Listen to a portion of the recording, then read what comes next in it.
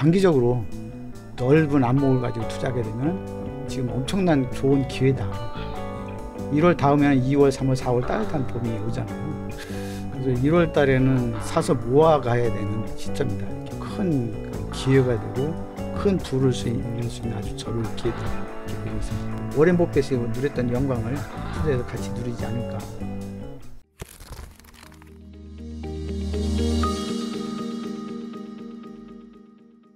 밸류 파트너스 자산운용의 윤종엽 대표님. 아유, 반갑습니다. 예, 안녕하세요. 반갑습니다. 새해 복 많이 받으십시오. 예, 건강하십시오. 지금이 그 경제 키워드는 그 고물가잖아요. 고물가, 네.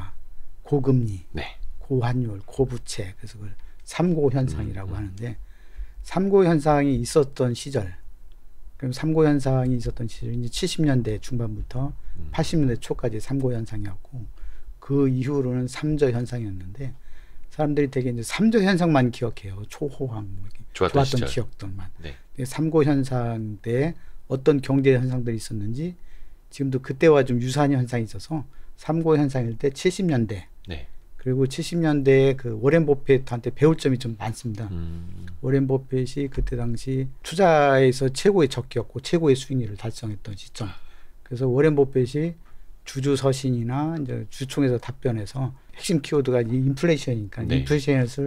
인플레이션을 해지할 수 있는 그리고 해지할 수 있는 것은 그 인플레이션에서 가장 수혜를 받는 기업에 투자하는 거고 수혜를 받는 기업은 어떤 기업, 어떤 조건인가 이렇게 말씀하신 게 있습니다. 그래서 그걸 중심으로 말씀드리도록 하겠습니다. 어떻게 보면 과거에 워런 버핏이 큰 돈을 예. 제대로 벌기 시작했던 그 예. 국면에 예. 지금 우리가 있는 것일 수도 있겠다라는 예. 생각. 그 3고에 예. 대해서 말씀해 주셨는데 고물가, 예. 고금리, 거기다가 고부채. 예. 고부채. 요거를 고환율을 어떤 사람은 고환율을 놓고 어떤 사람은 이제 고부채를 놓기도 하고 그래요. 근데 70년대는 이제 고부채는 없었고 네. 70년대와 다른 점은 지금 이제 고부채까지 있는 거죠. 그래서 어떤 분들은 이제 포고 네 가지 높은 현상이다. 우선은 좀 그 얘기 좀 했으면 좋겠어요. 특히 2021년 하반기부터 예. 성장주가 급격히 꺾이기 예. 시작을 했고 22년도에 예. 나스닥 폭이 나스닥의 낙폭이 상당히 컸고 미국의 테크 기업들 하락폭 예. 보면 막 어지러울 정도 아닙니까? 막 3분의 1토막 4분의 1토막 나기도 하고 이런 것들은 좀 어떻게 보시는지 또 과거에는 어땠는지도 좀. 사실은 10년마다 나타난 현상 중에 하나인데 네. 2020년도에는 코로나 사태로 해서 돈을 과도하게 많이 풀었기 때문에 산이 높았고 네. 그러면 골도 깊은 네. 그리고 이제 그 3저 현상이 역사적으로 가장 긴 미국 주식 시장 역사에서 120년 역사에서 1900년도부터 치면 가장 긴 역사였는데 그 3저 현상으로 인해서 이제 성장주가 네. 수혜를 누렸고 성장주와 대체 투자가 가장 길고 화려한 부동산 같은 것들 예, 불꽃 장세였고 근데 이제 지금 3고 현상이 왔기 때문에 그 3저 현상에서는 성장주와 대체 투자 쪽으로 자금이 쏠린 현상이었고 반대로 이제 홀대받고 철저히 그 소외된 업종이 가치주와 뭐 채권 투자 전통적인 이제 투자 수단이 홀대 받았는데 3저 현상에서 3고 현상으로 바뀌었기 때문에 네. 자금의 대이동, 그 대체 투자와 성장주에서 가치 투자 쪽, 채권 투자 쪽으로 이제 자금의 대이동되는 현상이 이미 시작됐다. 최근에 이제 그 대체 투자 운용하신 분들을 몇 분 만났는데 매우 그 추위를 느끼시고 한기를 느끼는 그렇죠. 그 자금의 대탈출이 이미 시작되고 있다. 그쪽에 그 어마어마하게 돈이 많이 갔고 그러니까 요즘 그 나타난 현상이 이제 그 기관 투자가들 CIO 보면 대체 투자 전문가라고 자부하거든요. 주식 전문가, 그 채권 전문가라고 얘기 않고 난 대체 투자 전문가다. 그래야 신뢰받고 선임이 되는 그런 현상이 있어요. 근데 그런 현상이 이제 앞으로 그 바뀌는 그 대체 투자에 막빠지고 그래서 그쪽 자금들이 이쪽 가치 투자 쪽으로 10년 이상 길게 진행될 가능성이 있지 않나 라는 생각이 들고요. 대체 투자에 막바지. 근데 이게 상대적으로 돈이 현재까지는 최근의 흐름을 보면 막 예금이라든지 은행 어떻게 보면은 거의 무위험 중금리도 아니고 고금리를 받을 수 있는 쪽으로 빨려 들어갔던 거잖아요. 그러니까 예금도 어떻게 보면 이제 전통적인 투자 수단이라고 봐야죠. 네. 그러니까 채권, 예금 포함해서 전통적인 가치주까지 포함해서 전통적인 투자 수단 쪽으로 철저히 소외되고 그동안 사람들이 관심이 없었다가 고금리 상태에 오면서 그래서 3고 현상 오면서 그쪽에 관심 갖기 시작하는. 그러면 그게 그 말씀하신 자금의 대이동이 예. 이미 나타나고는 있는 건데 예. 그러면 말씀하신 자금의 대이동은 계속 이어질 것이라고 보시는지 여기서 뭔가 터닝이 될 거라고 보시는 건지. 이제 70년대, 80년대를 예를 들어보면 예. 그 지금까지는 역사적으로 그때가 가장 길었었어요. 이번 장을 빼고는. 네. 근데 이번 장이 더 길었기 때문에 그때는 이제 가치주 전성 시대가 한 15년, 75년부터 90년까지 15년 동안 그 자금 이동이 15년 동안 진행된 거죠. 예. 그래서 이제 그 짧게 볼 것이 아니라 길게 보고 지금 투자하면은 장기적으로 넓은 안목을 가지고 투자하게 되면은 지금 엄청난 좋은 기회다. 예. 그러니까 요게 자금의 이동이나 이런 게 그냥 1, 2년 훅훅 이게 예. 아니라 예. 과거 75년부터 90년까지 미국에서 나타났던 예. 가치주의 전성시대만큼이나 그렇죠. 그게 뭐 좀 어떤 근거에서 우리 시장에서도 2023년부터 예. 그런 흐름이 이어질 거라고 보시는지도 좀 부탁드립니다. 말씀을. 이제 22년도 상황을 보면은 네. 73년도랑 매우 유사해요. 네. 거의 비슷하던 미국의 73년도랑 예. 그러니까 미국의 그때 73년도가 니프티, 피프티 같은 대형 성장주를 중심으로 네. 폭락이 있었고, 폭락. 예, 22년도에도 그런 폭락이 있었고, 네. 올해인 23년도는 74년도랑 비슷하게 갈 거라고 예견이 됩니다. 근데 10년마다 보면 비슷한 현상이 항상 있었어요. 네. 그 예를 들면은 이번에 코로나 사태로 인해서 급락장이 있었잖아요. 네. 급락장이 있었고 경기가 침체될 거 우려하니까 돈을 과도하게 네. 많이 풀었고, 돈을 과도하게 많이 풀 때는 이제 V자 상승장이 오고, V자 상승장에서는 이제 성장주 대체 투자 네, 이런 게 그렇죠. 각광을 받고 개인들이 대거 많이 참여하는 네. 그런 장세가 되고, 그래서 이제 V자 반등이었는데 이제 이게 과열돼서 고금리 상태 물감력을 많이 받게 되면 돈을 이제 축소시켜 조이고, 그렇죠. 그 조인다는 얘기 금리를 올린다는 얘기죠. 네. 금리를 올리고 돈이 줄어드니까는 성장주가 이제 급락하고, 예. 주식시장이 하는데 성장주를 중심으로 해서 급락하고, 이때는 이제 V자 반등이 아니고요. 사람들이 지난번에 V자 반등했기 때문에 이번에도 V자 반등을 기대하고 시장에 들어오는데 V자 반등이 아니고, 이때는 아주 지루하고 지치고 사람들이 나가 떨어지는 그런 장이 옵니다. 그래서 그게 최근에 1973년과 2022년. 예, 최근에 예를 들면 2000년도 초반에도 그런 사람들이 지치게 했던 그런 장. 그 팬데믹 전까지. 예, 10년마다 그런 현상이 나오는, 거의 미국에서 1900년도부터 2020년도까지 보면 13번 10년마다 주기가 있거든요. 그때마다 비슷한 현상이 나오는데 2000년도에도 좀 산이 높았다가 좀 골 깊었는데, 그거보다 더 유사한 것은 70년대 중반과 비슷하다 이렇게 보시면 될 것 같습니다. 당시에 그러면은 앞에서 말씀하신 게 워런 버핏 같은 경우도 예. 70년대를 아주 좋은 기회라고 말씀을 예. 했다라는 건데 예. 그 내용도 좀 설명 부탁드릴게요. 그러니까 워런 버핏은 그 73년, 74년도 시장이 급락하면서 공포를 느낄 때, 붕괴될 때, 그 단기적인 그 위험에 대해서는 생각하지 않고 장기적으로 시간이 지나면 시장은 회복될 것이다. 낙관론을 가지고 워런 버핏이 항상 주창했던, 다른 사람들이 탐욕을 부릴 때 두려워하고, 다른 사람들이 두려워할 때 탐욕을 갖는 것이 현명하다. 항상 이렇게 말해왔는데, 이 이론을 근거로 하면서 이때 이제 그 매수 기회를 이용했던 거죠. 워런 버핏은.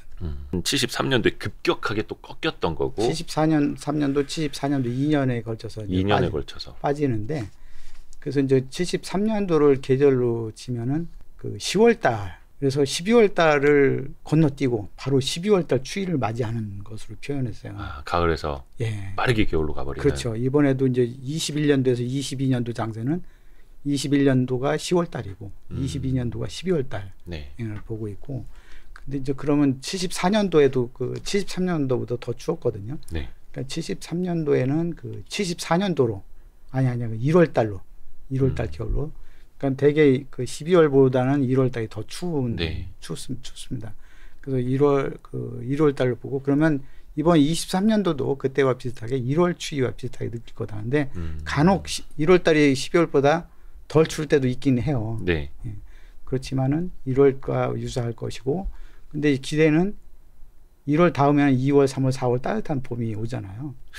경제도 그렇고 항상 순환을 하니까요. 그렇죠. 예. 그래서 낙관을 가지고 워런 버핏처럼 장기적인 안목 가지고 좀 투자해야 되지 않나. 그래서 1월 달에는 사서 모아 가야 되는 시점이다 이렇게 보죠. 오히려 그래야 추울 그거는 때. 지금 사업 모아가는 것이 큰 그 기회가 되고 큰 부를 이룰 수 있는 아주 절호의 기회다 이렇게 보고 있습니다. 요 지점에서 항상 사서 모아갈 때다라고 말씀을 드리면 또 많은 분들 그렇게 또 반박을 하세요. 이미 다 물려 있다. 더 살 돈이 없다. 예. 차라리 예금 쪽으로 가 있는 사람들은 행복한 거고 예. 물론 그분들 입장에서는 이제 막 가입한 1년, 2년짜리 예금 예. 5% 준다는 거를 깨고 오기도 사실은 좀 힘든 거잖아요. 예. 그런 의사결정에 대해서는 또 어떻게 단기 투자하고 돈을 벌 수 있는 기회는 네. 그럼 워렌 버핏이 이때 이제 70년대 중반에 돈을 많이 벌었는데 공포스러운 장에서 주식을 더 많이 사서 했는데 그럼 어떤 투자 기준 가지고 했는지 네. 예. 그래서 워렌 버핏이 인플레이션을 해지할 수 있는 인플레이션의 수혜를 받을 수 있는 그런 기업의 조건 그 세 가지를 말씀하셨거든요. 네. 첫 번째는 이제 ROIC가 높을 것. ROIC가 높다는 얘기는 투하 자본이 적게 들어가고 네. 대신 높은 영업이익을 올릴 수 있는 이런 기업이 이제 현금 창출력, 주주를 위한 현금 창출력이 좋은 ROIC가 높을 것. 두 번째는 이제 가격을 쉽게 올릴 수 있는 가격 전가력이 높은 기업.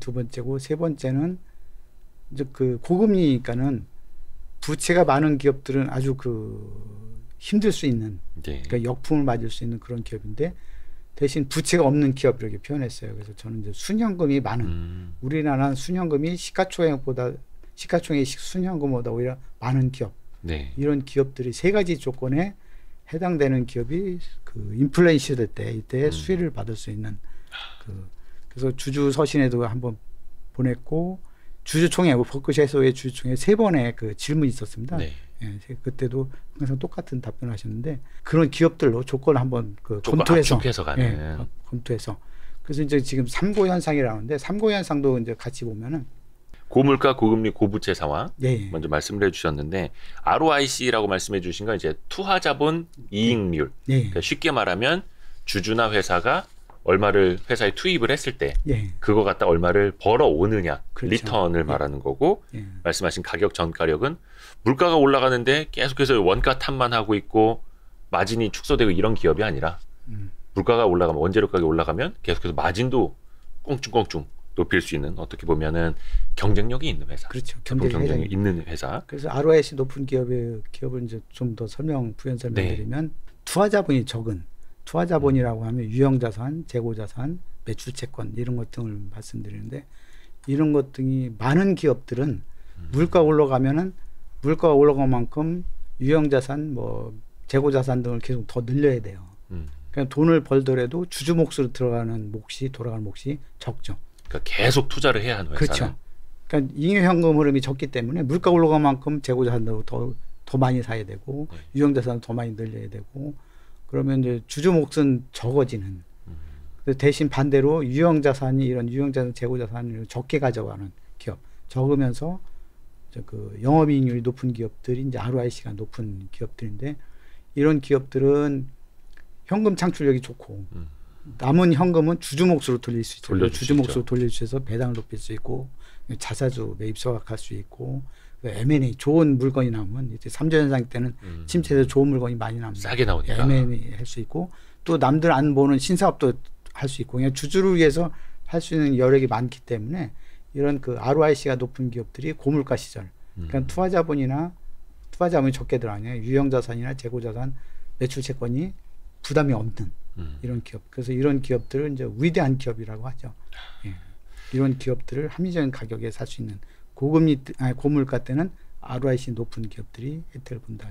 그러니까 ROIC라고 이제 이야기를 하면은 여기서부터 이제 어려워진다는 분들 많은데 쉽게 말하면 적게 투자하고 많이 버는 기업. 맞습니다. 예. 이게 가장 이제 그런 회사 있으면 진짜 장땡인데. 예. 그렇죠. 그리고 저기서 막 기업 가치 떨어진 회사들 보면 이제 그 회사들을 막 줍줍해서 M&A로 또 한번 덩치를 키우고 그만큼의 또 어떻게 보면 순현금이 있다라는 뜻도 그렇죠. 있을 거고. 고물가에 이제 가격을 쉽게 올리는 업종이 가격 전가력 조금 더 이야기를 할까요? 근데 이거는 이제 우리나라도 이제 여러 업종이 있을 수 있겠지만은 대표적인 거 단순한 거 하나 예를 들어보면 골판지 원지 사업을 하는 그 업종들이 그 사업을 하기 위해서는 소각로가 필요합니다. 소각로. 예, 소각로.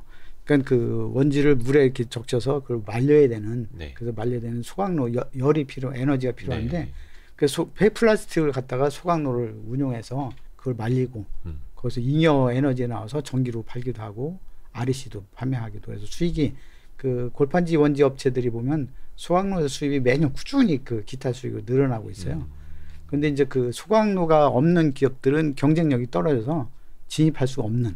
근데 소각로를 그 설치하려면은 이게 환경부의 허가를 받아야 되는데 요즘 주민들의 민원이 많고 해서 그렇죠. 소각로 허가가 지금 안 나오고 있는 상태입니다. 그래서 앞으로도 당분간 소각로가 안 나올 예정이고 거기에다가 이제 대양제지가 그 화재가 발생했는데 여기에 이제 점유율이 한 7.5% 정도 화재가 됐는데 이제 그 물가가 올라가고 하다 보니까 설비 비용이 많이 늘어나는 거예요. 그래서 예상했던 것보다 한 1,5배 이제 그 설비 비용이 많이 들어가서 그러니까 옛날엔 100억 투자하면 라인 하나 깔았다면 예. 이젠 한 300억 투자해도 될까 말까 예. 뭐 이런 상황. 쉽게 그 못하는 진입을 못하는 대형 제지가 이미 물량이 축소된 상태에서 골판지는 어떻게 보면 생활 필수품화 됐기 때문에 그렇죠. 꾸준히 수요는 증가하는데 공급은 중단된 정체된 상태. 그래서 이제 과점된 상태이기 때문에 가격 결정력이 높은 원지 생산업체들한테 이제 가격 결정력. 그래서 최근에 폐지 가격이 높았음에도 불구하고 네. 폐지 가격 올릴 땐 가격 올리고 폐지 가격이 떨어질 땐 좀 좋게 떨어지는 그래서 가격 전가력이 아주 높은 골판지도 가격 전가력이 높다. 예. 여기도 이제 아까 소각로 잠깐 이야기를 해주셨는데 요거는 거의 시멘트 회사들도 비슷하기는 한데 뭔가 좀 불을 떼어서 하는 과정이 필요한데 그러니까 폐지 같은 경우에는 건조 고열의 생산 장비가 필요한데 당연히 거기 에너지가 필요한데 그걸 뭐 전기요금이라든지 아니면 뭐 석탄을 사서 떼는 게 아니라 폐기물 같은 것도 가져와서 떼우고 오히려 그걸로 열을 만들어서 또 전기를 돌리고 그 전기를 또 판매할 수도 있고 어떻게 보면 이제 일거양득 사업이기는 한데 여기도 중요한 거는 가격을 쉽게 올릴 수 있다 그리고 진입 장벽이 높다라는 게 포인트가 그러니까 가격 쉽게 올릴 수 있는 게 이제 과점화돼 있거나 독점화돼 있는 기업들이 쉽게 올릴 수 있죠. 그러니까 그 매출이 그 Q가 감소하지 않고 가격을 올릴 수 있는 이런 기업들이 이제 경제적 해자가 있는 기업들이죠. 그래서 경제적 해자가 있으면서 가격 쉽게 올릴 수 있는 기업. 근데 이게 단기적인 게 아니라 장기적으로. 장기적으로. 또 그 일부 골판지 회사들 보면은 수직 계열화를 많이 해놨더라고요. 원지 만드는 회사, 박스 만드는 회사, 그렇죠. 뭐 이런 식으로 막 많이 해놔가지고. 그래서 이제 과거에는 이제 골판지 사업이 이제 시클릭한 산업이 있어요. 가격 전가력이 없을 때는 폐지 가격이 경기에 따라서 떨어지면 수익이 많이 나고, 폐지 가격이 오르면은 적자 나고, 수익이 났다 적자 났다 이렇게 시클릭한 산업이기 때문에 그 주식시장에서 아주 싫어합니다. 그리고 저퍼되죠. 저 밸류에이션을 받을 수밖에 없는. 시크릿한 저희 수익 많이 났다 몇 년 지나면 또 까먹고. 까먹을 적자 나겠네. 그래서 이제 투자 안 하고 그래서 했는데 이제 대양제지 화재 나고 소각로 이제 그런 신규 설립화가 안 나오면서 지금은 시클리컬이 없어지는 꾸준히 이익이 나는 그래서 이제 과거에 2000년도 초에 보면 식료품 회사들이 그렇게 바뀌었었거든요. 그러면서 이제 저포에서 고포 주식으로 할인해서 할증을 가는 회사로 바뀌었는데 이제 제지 업종 같은 경우는 아직도 이제 할인 폭이 가장 큰 업종 중에 하나라. 그래서 이제 그 시장이 이런 것을 시클리컬 없어지고 꾸준히 수익 나고 가격 전가율이 높다라고 하면은 과거 식료품 회사들이 올랐듯이 그런 그 많이 오를 수 있는 가격 전가율이 높은 그런 업종이 아닌가를 생각합니다. 근데 골판지 회사들은 약간 그런 것도 좀 있는 것 같아요. 그래도 경기를 타지 않느냐. 뭐 예를 들어서 냉장고 박스, TV 박스 이런 게 제일 큰데 사람들이 지금 가전제품 잘 안 산다고 하고 그래서 어떻게 보면 소매 판매 증가율도 좀 같이 봐야 되는 산업이어서 지금 좀 같이 눌려 있지 않아요. 또 이렇게도 보시는 분들도 있더라고요. 골판지 사용 용도가 굉장히 많죠. 우리는 뭐 택배만 생각을 하는데. 우리 GDP랑 비슷하다 이렇게 보시면 될 것 같고요. 근데 공급 물량이 많이 줄었고 공급 여력이 또 떨어졌기 때문에 수요 주는 거에 대해서는 가격 전가력에 큰 문제가 없을 것 같습니다. 그러니까 어떻게 보면은 매출 성장보다 이익 규모가 훨씬 더 좋아질 수 있다. 이렇게도 보시는. 그래서 참 재밌는 산업입니다. 골판지가. 그래서 이제 가격 전가력이 높은 그 고물 같아. ROIC가 높은 기업, 그다음에 가격 전가력이 높은 기업들이 순풍을 받는 기업이고, 두 번째 이제 3고 현상 중에서는 두 번째 현상은 이제 고금리. 고금리 때는 그렇죠? 이제 자금이 많은 기업이 저기잖아요. 부채 많은 기업은 역풍을 받는 거고. 그렇죠. 갑자기 이자 비용이 엄청 커지니까요. 그렇죠. 자금이 많은 기업은 이제 순풍을 보는 기업인데 그 정기예금 주로 이제 우리나라 기업들은 그 은행에 정기예금성 예금을 많이 맡기는데 예. 그게 과거에 1%였다 지금 한 4%에도 서너 배 올라가는. 그렇죠. 그래서 일부 업종 같은 경우는 일부 종목 같은 경우는 그 수익만 해도 PR이 3배, 4배 뭐 이렇게 되는 싼 주식. 이자 수익. 예. 예. 그럼에도 불구하고 작년에 일부 주식들이 많이 뛰기 시작했어요.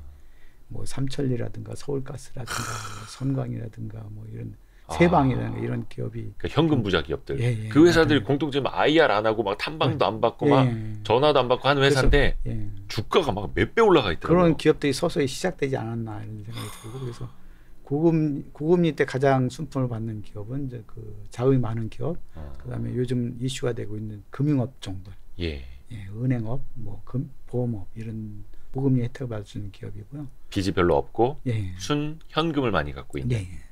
그리고 이제 고환율 같은 경우는 이제 수출 비중이 높은 것. 우리가 환율이 역사적으로 보면 최근에 보면 이렇게 1,100원대 쭉 있다가 지금 1,200원 올라오면은 네. 환율이 높아진다는 얘기는 그 일단 매출이 늘어나고 고환율일 때는 우리나라만 그 환율이 높아져서 네. 경쟁력이 높아지는 그런 현상이 있었는데 이번엔 다른 나라들도 되게 이머징 마켓들이 그 고환율이었기 때문에 그 달러 강세 때문에 다 예. 자국 통화가 예. 약세로 가면서 예. 고환율 현상이 나타나는. 예. 네. 그래서 그때는 이제 수출 비중이 높은 기업들 봐야 되지 않나 하는 생각이 들고요. 고부채는 이제 가계부채, 기업부채, 정부부채 나올 수 있는데 나라마다 다 특성이 있는 것 같아요. 이제 중국 같은 경우는 기업부채 많고 우리나라는 가계부채 많고 그렇죠. 미국이나 일본은 이제 정부부채가 많고. 많고 부채가 많은 곳은 이제 구조조정을 하게 돼 있거든요. 네. 구조조정이 어떻게 될지 어떤 영향을 미칠지 부채가 많은 것도 결국은 현금이 많은 게 현금 창출력이 많은 좋은 기업들이 살아남을 수 있고 그런 기업이 혜택을 누릴 수 있다라고 볼 수 있겠습니다. 그러니까 그런 상황에서도 살아남을 수 있는 기업들 그 공통점이 그거예요. 어떤 순현금, 예. 돈이 많은 회사. 현금 창출력 좋고. 그렇죠. 예. 그래서 돈을 잘 벌고 잘 쌓아놓고 많이 쌓아놓은 회사인데, 예. 근데 사실 이렇게만 말하면 참 쉽습니다. 예. 어떻게 보면 이제 교과서 예. 적인 말씀을 해주신 건데 우리는 이 교과서와 참고서를 가지고 실전으로 나서야 되는 거잖아요. 예. 근데 그 기업들을 어떤 뭐 재무제표라든지 예. 퀀트 같은 걸 이용해서 예. 뽑아내면 되기는 하는 건데, 근데 사실 그렇게 실전은 쉽지는 않죠. 요즘 보면 이제 순현금이 많은 기업들, 시가총액도 많은 종목들, 뭐 리스트 많이 돌아다니고 하잖아요. 네. 그래서 그런 기업들 중에서 가격 정가격이 높고 ROIC 높은 기업 이런 조건을 찾아서 투자하면은 과거에 워렌 버핏이 누렸던 영광을 투자해서 같이 누리지 않을까